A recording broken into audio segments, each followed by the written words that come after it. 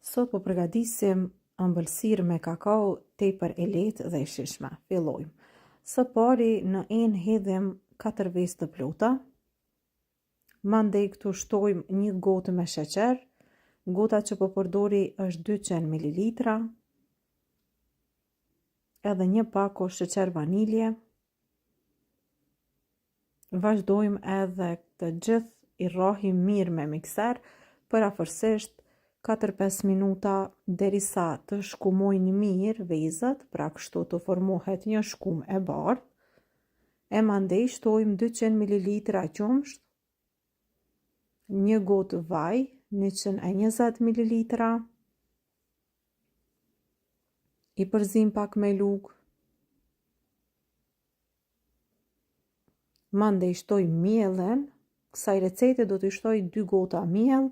Gota që po përdorim është 200 ml, 2 gota miell, 2 lugë të gjellës me kakao pluhur, të mbushura plot me majë, edhe mandej shtojmë 1 pako pluhur për pjekje. Të gjithë përbërësit i rrohim mirë, pra i përzim mirë me lugë, derisa të na formohet një masë homogjene, pra të gjithë përbërësit të përzihen mirë.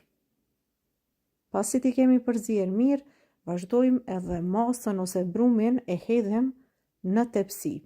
Furrën e shporetit duhet ta nxehni në temperaturë 150 gradë. Hedhim brumin tek tepsia. Tepsien e kemi lyer me pak margarinë.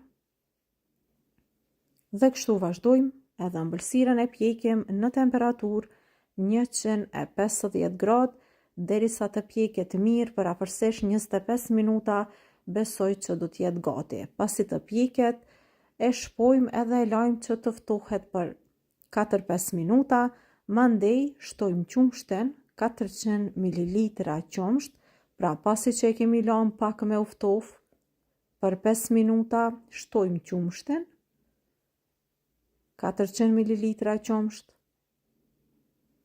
edhe kështu e lëm derisa ta thith qumshtin mirë.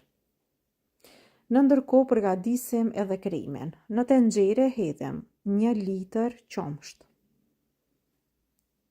Mandej shtojmë 1 gotë me sheqer.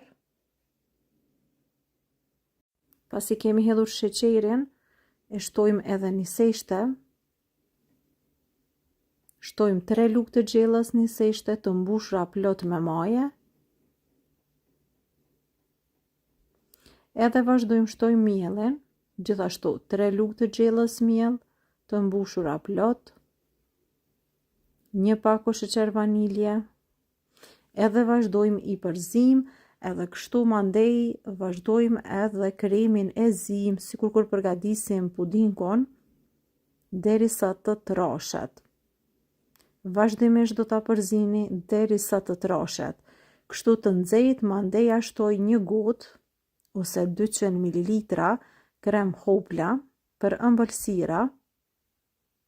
Edhe tash vazhdojmë e përzim me tel të kuzhinës.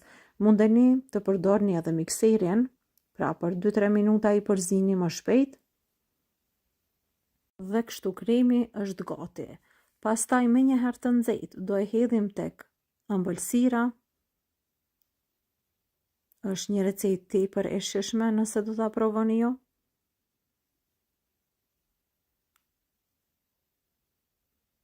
E leni kështu të ftohet pak. Por para se të ftohet, do t'i hedhim edhe kokos mbi, pra hedhim kokosin. Mandej do ta la që të ftohet mirë në frigorifer e pastaj mundemi, pasi që të ftohet mirë, ta provojmë edhe recetën se a është bërë mirë ose jo. Mundeni mbi t'i hedhni çokoladë të grimcuar në rende. Edhe kështu pra, kjo është receta e sotit që unë e kisha përgatitur për ju. Shpresoj që dhe kjo recetë do t'ju pëlqejë të gjithëve. Nëse do ta provoni këtë recetë, keni me përgatit shumë herë, edhe shumë shpesh. Deri në recetat e tjera, mirëmbëjtje.